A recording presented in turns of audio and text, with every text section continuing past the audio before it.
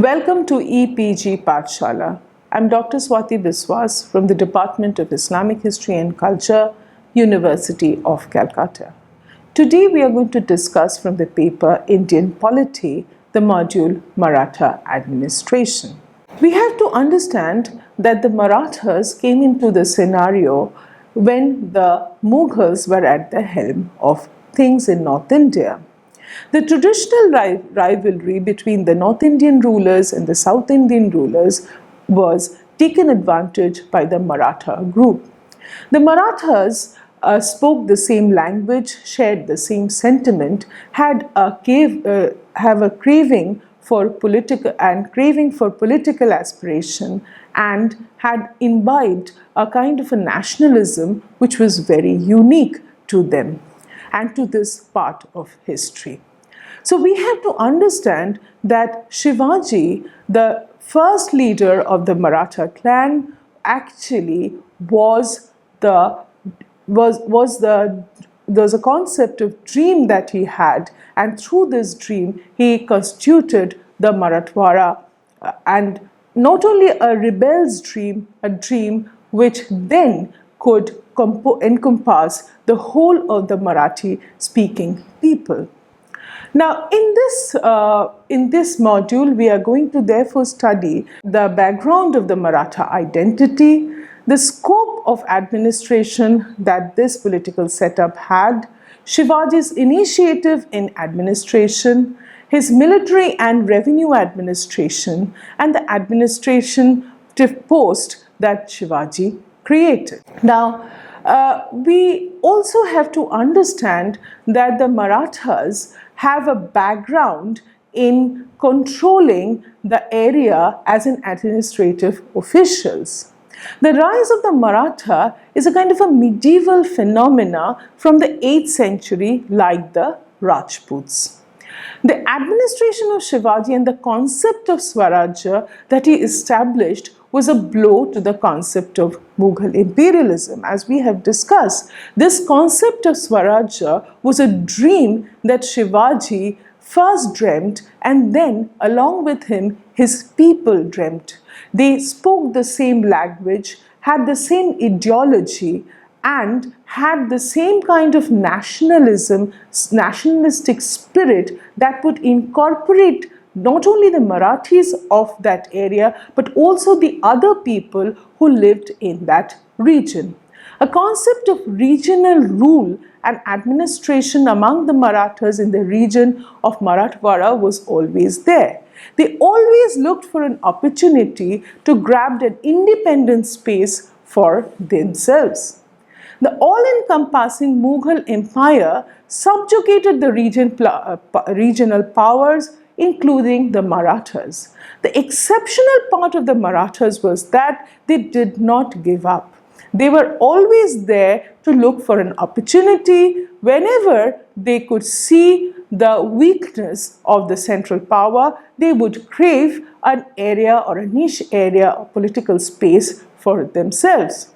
The concept of well-established state was, though not established as the Rajputs. Rajputs were larger in number and the clans were more in number and cohesive, but the Marathas clan did not have that cohesiveness among themselves. So that was a basic difference between the Maratha clans and the Rajputs.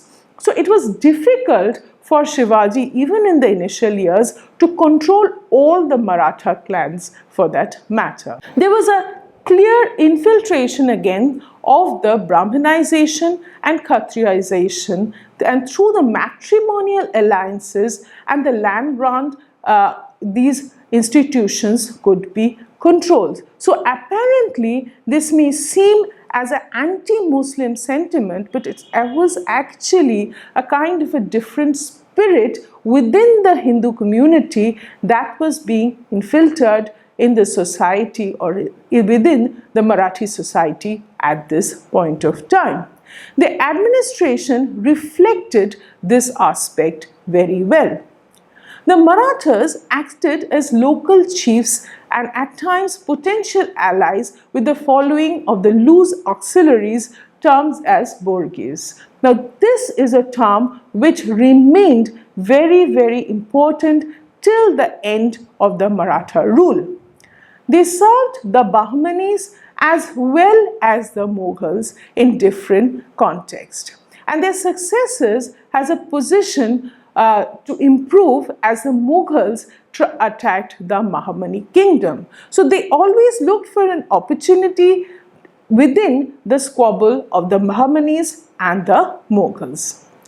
The Marathas, to understand the Maratha ideology, we also have to look into the family background of Shivaji and his clan. The rise of the Marathas and the establishment of the independent Maratha state was essentially linked to Shivaji and his successors. Shivaji's ancestor Babaji was a Patel or a headman in the villages of Hingani Beradi and Devalgaon in the Pune district. So they held from the Pune district from the very start. His son Maloji and Vithoji were petty horsemen in Daulatabad. Maloji rose in service during Malikambar and granted the Parganas of Sholapur and Pune to his son Shahji. Shahji later moved from the support of the Ahmednagar and moved to the Mughal post in 1630 and granted a 5,000 Zat, 5,000 Sawar Mansabdar. So, in reality, what happened was they were quite acquainted to the Mughal practice of administration as well as the Adil Shahi and the Bahmani administration at one go. So this was something that was very special to the Marathas, that they administered both the systems. So they could incorporate in their system both of the administrative units. Now, Pune was given as a Jagir during Shah Jahan's period to the family of Shivaji.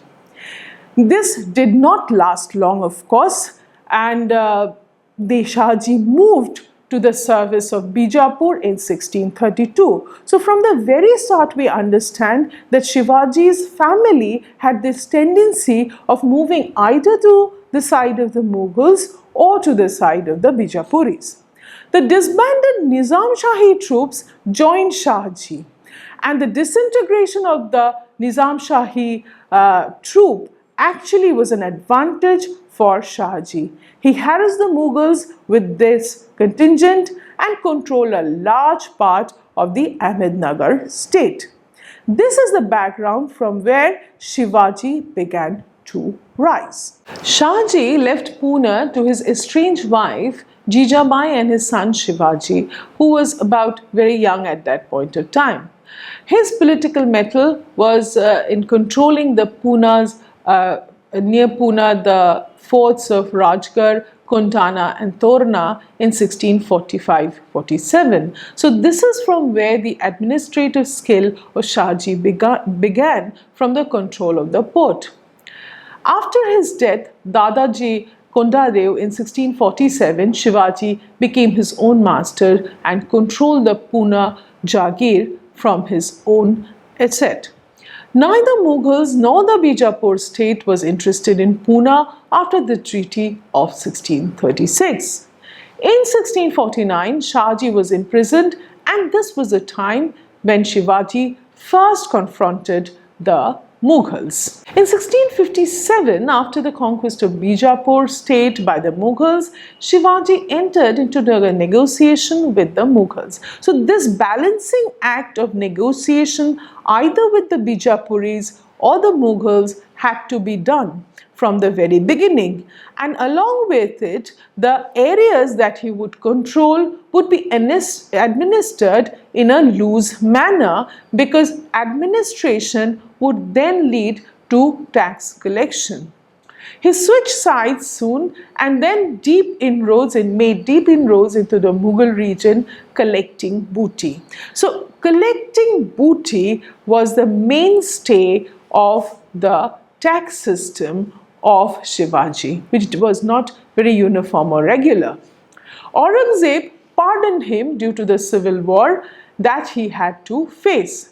So Shivaji was outright ambitious and even went into interaction with the Mughals when his father was imprisoned. So he was a kind of a rebel leader who acted individually in his own capacity. As a reward, he was given 5,000 mansabdari by Prince Murad and a Deshmukhi of Junar and Ahmednagar, two very important areas. It was a kind of a negotiation, but it was not finalized. But as it was given to him, he started controlling it. During the time of Aurangzeb, Shivaji also demanded the territories under his control from the Bijapur state and asked for the forts of Konkan, which Aurangzeb of course refused. The Mughals in the Bijapur state was much concerned about the rise of Shivaji and his control of the region of North Konkan with the conquest of Kalyan and Bhiwandi. Konkan was the outlet of export and also the key to the import of horses, which again the Portuguese were trying to control. So therefore it is this time that actually Shivaji went into an antagonistic relation with the Mughals, with the Bijapuris and the Portuguese merchants. Shaista Khan, on the behest of Aurangzeb, Shivaji's control over Pune was taken away along with parts of Konkan. Shivaji went to an agreement with the Bijapur state and turned to the Mughals. Shaista Khan was treacherously rooted in Pune and the Mughal emperor removed Shaista Khan to Bengal in anger. Shivaji was also successful in looting the premier Mughal port of Surat in 1664. This loot actually gave an edge to Shivaji on an economic basis. Mirza Raja Jai Singh was made the Viceroy of Deccan after that, and after removal of Prince Muazzam was given a huge authority and 12,000 horses to give a kind of a boost and tackle Shivaji. Diler Khan, a confidant of Aurangzeb, was placed under him. He was successfully able to control and maintain the fort of Purandar, and Shivaji had no other option to sign the treaty. Shivaji had to seize a number of forts, had to go to the service of the Mughals through his minor son, who was kept in the guardianship of the Mughals and served as the 5,000 Mansabdar. The complexity of the Mughals and the Bijapur and Shivaji continued for a very long time. Now we have to concentrate as to how Shivaji became the king. The final bridge with Shivaji and the Mughals actually can be treated as the trump card for Shivaji's access to power. In order to consolidate his position after his return from Agra, Shivaji had asked for the emperor's pardon and entered into a treaty with him. Shambhaji, his son, was resorted to the mansab of 5,000 again and awarded the Jagir of Berar. He sent a contingent to serve the Mughal viceroy at Aurangabad. Aurangzeb, interestingly, attached Berar Jagir to pay for a sum of rupees 1 lakh advance to Shivaji for his journey to Agra. And actually Shivaji was looking for an excuse like this, and he took the opportunity. Shivaji launched a vigorous offensive in 1670 and recovered many hill forts, including the famous Kondana fort, which he lost in the Treaty of Purandar in 1665. Now this was a kind of a prestige win for Shivaji. He attacked Surat again and recovered the fort of Purandar. He also made inroads into the Mughal territories of Khandesh and Berar. The Mughals, of course, then were busy with the Afghans in the northwest and therefore did not pay much heed to what was going on in Shivaji's front. He also renewed his conquest with Bijapur, securing Panhala and Satara by means of bribes and raiding the Kanara country at leisure. So this was a tactic that Shivaji applied from the very beginning, a kind of a tactic of looking for opportunities either by means of two squabbling partners or giving bribes.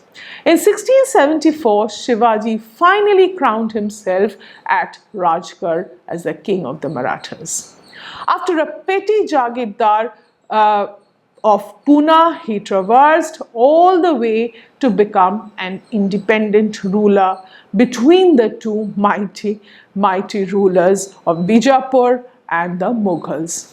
He was not equal to any Maratha chief, therefore, and by the stature of his contingent could be equated to any Dakkani sultans. The chief priest Gaga Bhatta declared that Shivaji was the high caste Kshatriya, and that means by his achievement, and was therefore a further step towards Maratha nationalism. So the Kshatriyization was another feature of this Maratha rise. Now let us move to his administration after he became the king. Now it is very interesting that Shivaji died in 1680, but before his death, he laid the foundation of a very sound administrative system for a short period of time, which became a kind of a role model for his successors and even the Peshwas of Pune. The system of administration was very close to what there was in the practice of the Deccani state, and he tried to imitate or imbibe certain regulations of Malik Ambar, to which he was of course conversant with. Shivaji designated 8 ministers known as Ashtapradhan, but this Ashtapradhan was not a council of ministers. They were held individual responsibilities and they were answerable only to Shivaji. So there was not any cohesive strength among the ministries. The ministries functioned singularly at the behest of the center, which was controlled by Shivaji. Now, the most important minister was the Peshwa or the Prime Minister. He generally looked after the general finance and the administration. Like the Mughals, this department was very important because this is where the tax collection would be registered and disbursement would also take place. The second minister was the Senapati or Sar-e-Naubat, who was the commander-in-chief of the army. This was a kind of a post of honor, as one of the leading Maratha chiefs would be given this post. In reality, the helm of the army was always controlled by Shivaji himself. The accountant was called Mazumdar. Wakia Navis was a post who would control the household affairs and also the intelligence department and worked in collaboration with Shivaji himself. The Chitnis or the Suranavis helped the ruler with his correspondence. The Dabir was the master of ceremonies and helped the king with foreign affairs. The Nayadhish was responsible for judiciary, and the Pandit Rao was responsible for granting charitable grants. But we have to understand that all these responsibilities could only be shelved with the nod of the ruler himself. Shivaji is to be credited for the organization of the army and the revenue system too. Shivaji preferred to give cash salaries to his soldiers. Of course, sometimes revenue grants were given, which is known as Saranjam, in the Swarajya, that is the area controlled by the center itself. Now let's move to the military administration. We have to understand Shivaji won up to this level through his military. So military was one thing that he could organize well and had to organize in all respect. The army was maintained in strict discipline. The Maratha discipline of army became the code of the day. Even the other armies, especially the Mughals and the Bijapuri armies' administration, sometimes referred to the discipline of the Maratha army. The plunder of each soldier had to be accounted for. Now we understand that there was no regular income of the state. The center depended on its army for this income, and the regular visit or regular attack to the foreign lands or the enemy lands fetched a lot of money. But this money was accountable. Each soldier was accountable to the center, and otherwise it was punishable offense. The regular army or the Paga consisted about 30,000 to 40,000 cavalry. The cavalry was supervised by one Havaldar who had a fixed salary and a high salary. Apart from the fixed cavalrymen, there were loose auxiliaries known as Silhadars who could be called at any time. The number of auxiliaries varied according to the need and expectations of the plunder. The infantry was possibly over 100,000. This is very interesting part of the Maratha administration of the military. The figure does not indicate how many of them fought.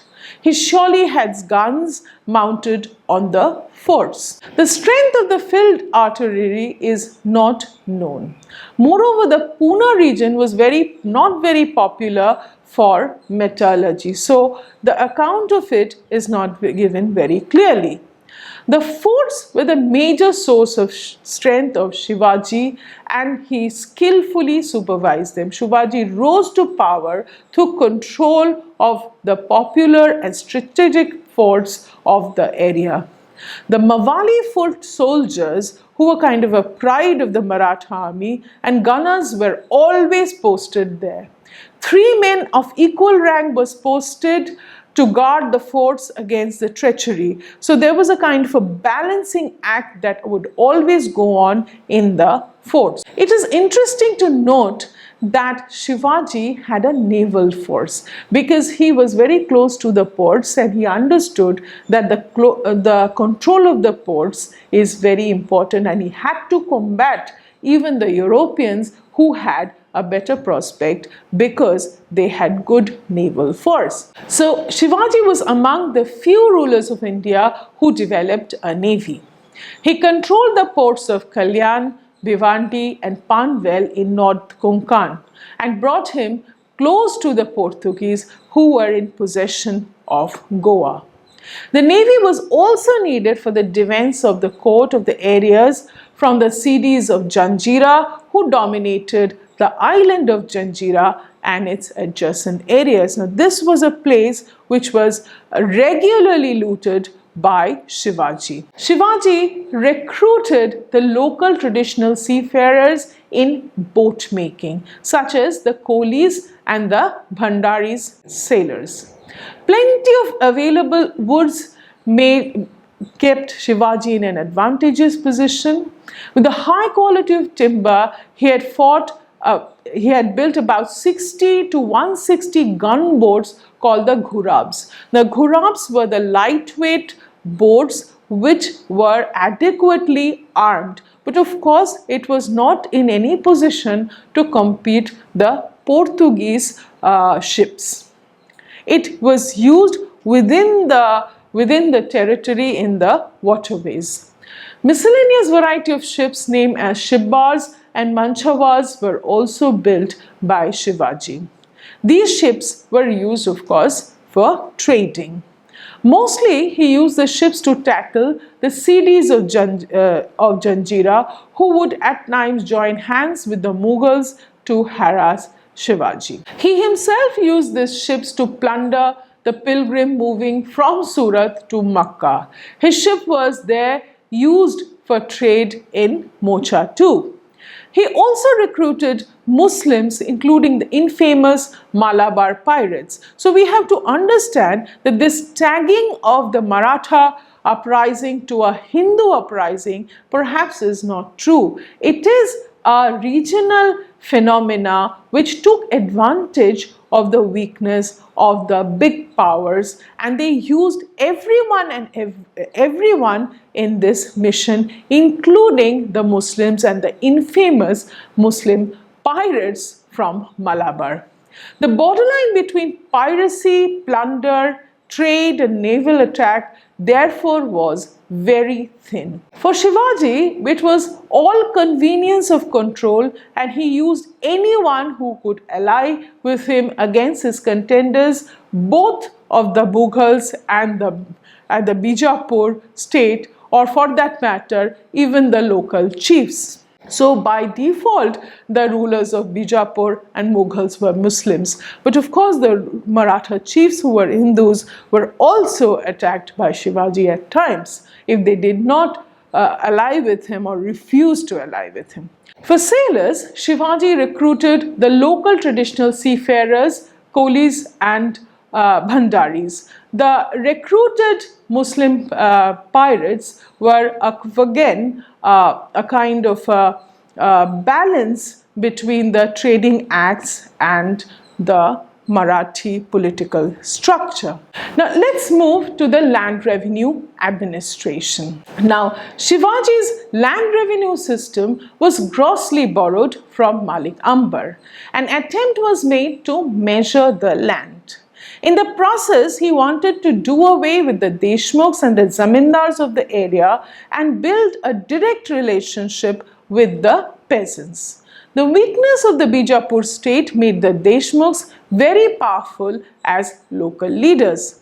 Over and above, the local rulers were tied to the people due to the caste inclination, which invariably put them in an advantageous position. So what Shivaji wanted to do is wanted to get into the nitty-gritty of this caste system and control the whole peasant income from the center. But of course, it was difficult for him to establish.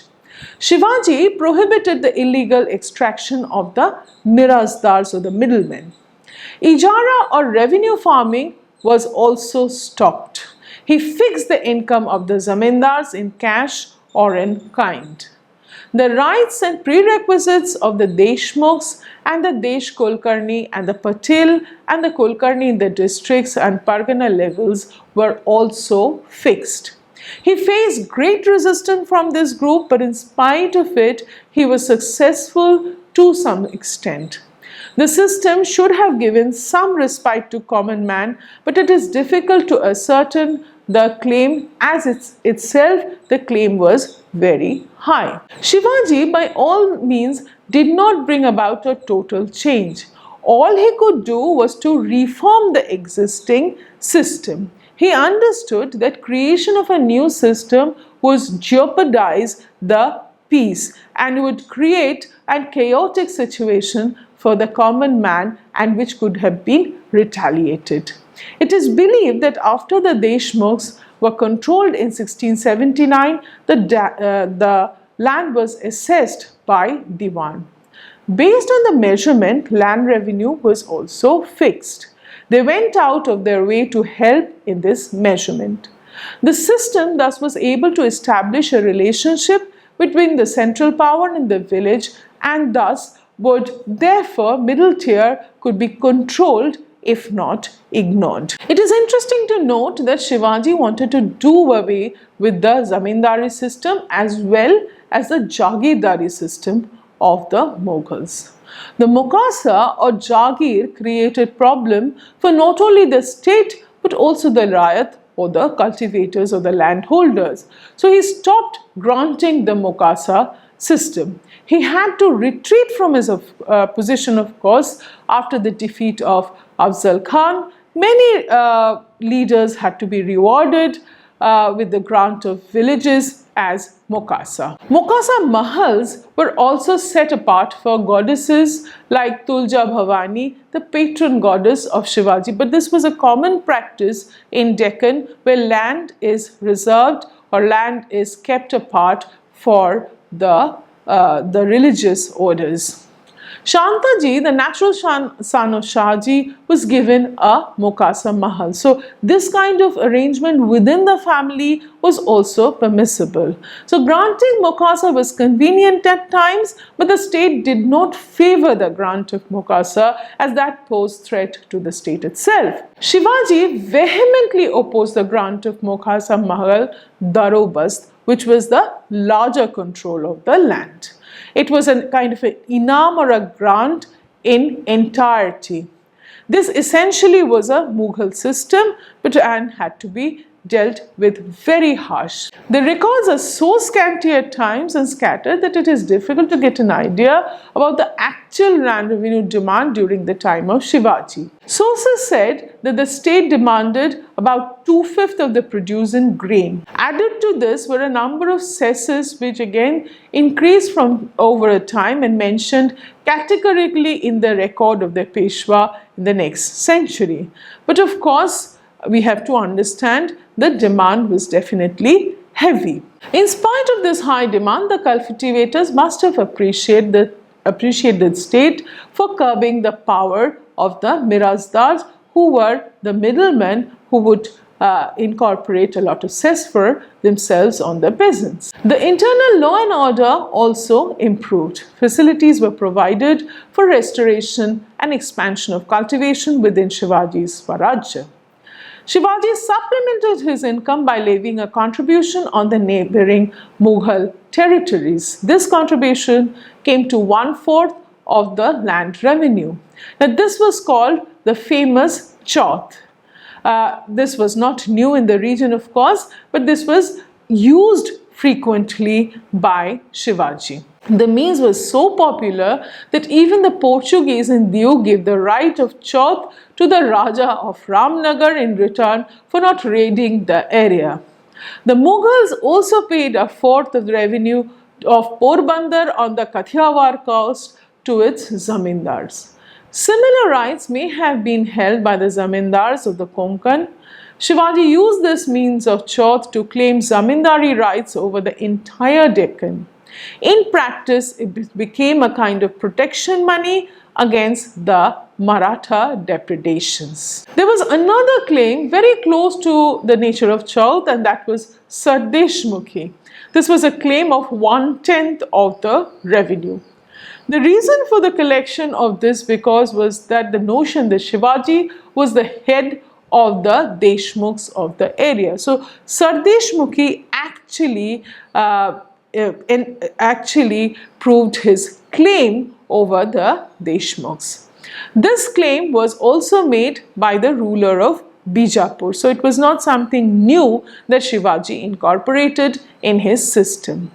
The ruler also even claimed Sar Pateli from the noble family, as if he was the head of the Patels. Shivaji's claim was definitely linked to the fact that he considered himself superior to all the Deshmukhs. After his coronation, he had put an impost called Singha Sanapati over all the Deshmukhs. Now, these measures were taken to control the Deshmukhs who would otherwise rebel. Shivaji's Swarajya was an independent claim over the land he controlled, was by no mean achievement at a time when the mighty Mughals and the rulers of Bijapur were both there to crush him. His indomitable spirit and his astute political intelligence was his sole achievement. He could become possible because he knew exactly the way to control over the widening local rulers who lacked any vision. The initial resistance from them was controlled, and he could establish himself as their leader. His military excellence, his diplomatic skill, and personal perseverance led to the foundation of an independent state. His mobile army was his trump card. The salary of the army was not enough and thus had to depend on plunder. The state, in spite of this, cannot be called a war state, as the pre-modern world did sanction plunder as a means of income. The proportion varied from case to case. So thus, we summarize as to what we have discussed in this module. The concept of Swarajya was a severe blow to the imperialists in Delhi, that is the Mughals. The concept of Swarajya was the backbone of the Maratha nationalism. Shivaji was able to give an organized administration as far as he could in the troubled times. The economy was, though weak, and depended on irregular income. Shivaji inducted many Muslims and Afghan soldiers and leaders. Though it had a regional and popular base, the state cannot solely therefore be called Hindu. The Shivaji can be called a popular king who represented the assertion of the popular will in the area against the Mughal centralized power. Thus, he represented the sentiments of the Marathwada region in its true spirit. Thank you for your patience listening, and for further information, do refer to the e-text given along in the module. Thank you.